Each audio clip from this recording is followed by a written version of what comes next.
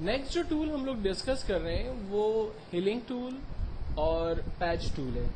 Healing brush tool کا actual فائدہ یہ ہے کہ وہ کلرز کو کہیں سے بھی چوز کر کے کسی بھی پرٹیکولر دوسرے حصے پر پیسٹ کر سکتے ہیں.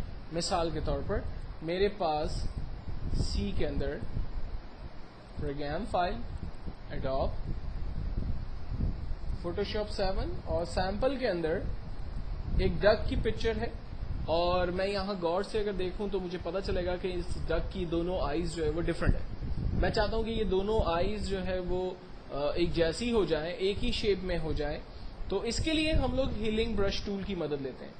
ہیلنگ برش ٹول میں سب سے پہلی چیز اس برش کا ڈائمیٹر ہے, تو ہم برش کے ڈائمیٹر کو اپنے حساب سے بڑا کرتے ہیں. لائک میں اس کے ڈائمیٹر کو آلموسٹ 45 کے آس پاس سیٹ کر لیتا ہوں, اور دین اس کے بعد ایک آئی کے اوپر اپنے ہیلنگ برش ٹول کو جسٹ سمپل میں نے رکھا ہوا ہے. کی بورڈ سے الٹر بٹن پریس کریں گے اور ماؤس سے جسٹ کلک کریں گے تو اس نے اس آئیز کی کاپی اپنے پاس رکھ لی ہے. الٹر بٹن چھوڑ دیں گے, جہاں پر اس آئی کو ہمیں پیسٹ کرنا ہے ماؤس کو اس جگہ تک لے جائیں گے اور جسٹ سمپل وداؤٹ اینی کی پریس کیے ہم ماؤس سے کلک پریس کریں گے. آپ دیکھیں جو آئیز کی کاپی اس نے اٹھائی تھی وہ اس نے دوسری جگہ پر پیسٹ کر دی. اگر اسی آئی کی کاپی مجھے ایک اور دفعہ چاہیے تو میں نے الٹر بٹن پریس کر کے رکھا, جب ماؤس کا سائن چینج ہو گیا تب میں نے کلک بٹن پریس کیا, یہ کاپی اس کے پاس آ گئی اور میں اسے کسی دوسری جگہ پر پیسٹ کر سکتا ہوں. اور اگر میں یہ چاہوں کہ ان دونوں آئیز کو میں ریموو کر دوں تو اس کا بہترین طریقہ یہ ہوگا کہ برابر میں جو اس کی اسکن کلر ہے اس کو میں الٹر کی مدد سے چوز کرتا ہوں اور اس کو میں جسٹ اس کے اوپر پیسٹ کر دیتا ہوں. آپ دیکھیں یہ اس کی ایک آئی کو میں نے ریموو کر دیا. اسی طرح سے الٹر کی مدد لے کر میں نے یہ حصے کی کاپی لی اور اسے میں نے دوسرے حصے پر جا کر پیسٹ کر دیا. تو اس طرح سے میں نے اس ڈک کے دونوں آئی کو ریموو کر دیا اور اسی کے اسکن کلر کو یوز کرتے ہوئے اسی امیج کے اوپر میں نے پیسٹ کر دیا. اب یہ تو ایک کارٹون کیریکٹر تھا جس پر میں نے کچھ کام کیا. اگر ریئل لائف ایگزامپل کی ہم بات کریں, مثال کے طور پر میرے پاس یہ ایک لیڈی ہے جس کے گلے میں ایک چین ہے اور میں چاہ رہا ہوں کہ اس چین کو میں ریموو کر دوں, تو ہم اسی ہیلنگ ٹول کی مدد لیتے ہیں.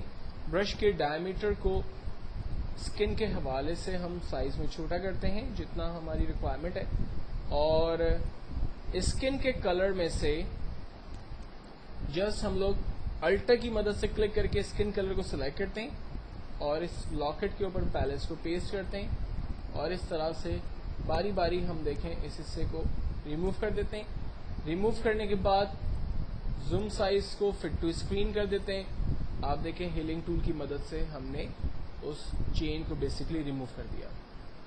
ہیلنگ برش ٹول کے بعد جو نیکسٹ ٹول ہے ہمارے پاس وہ پیچ ٹول ہے, اور پیچ ٹول کے لیے میں دوبارہ آپ کو اسی ڈک کی ایگزامپل کی طرف لے کے چلتا ہوں کیونکہ وہ زیادہ آسان طریقے سے سمجھ میں آئے گا ہمیں. میں یہ چاہتا ہوں کہ اس ڈک پر کی آئی کے اوپر کوئی پیٹرن فل کر دوں, تو میں نے اس پرٹیکولر ڈک کی آئی کی رینج بنائی اور یہاں پر دیے ہوئے پیٹرنز میں سے وڈ کے پیٹرن کو چوز کیا, بیکاز کہ یہ کلر جو ہے وہ ڈک کی اسکن کے کلر سے کافی میچ کرتا ہے. میں نے یوز پیٹرن کیا, دیکھیں وہ کلر اس کے اوپر پیسٹ ہو گیا. کنٹرول ڈی کرتے ہیں, ڈی سلیکشن. پیچ ٹول کی مدد لے کر ہم نے آئی کے دوسری آئی کی رینج بنائی. وڈ کلر کی مدد سے ہم نے یوز پیٹرن کیا, کلر فل کیا. کنٹرول ڈی کی مدد سے ہم نے ڈی سلیکٹ کر دیا. تو پیچ ٹول کا جو مین فائدہ ہے وہ یہ کہ پرٹیکولر حصے کی آپ رینج بنائیے اور اس میں آپ کوئی بھی پیٹرن جو آپ فل کرنا چاہتے ہیں وہ آپ فل کر سکتے ہیں. آپ کی امیج پر وہ پیٹرن جو ہے وہ نظر آئے گا.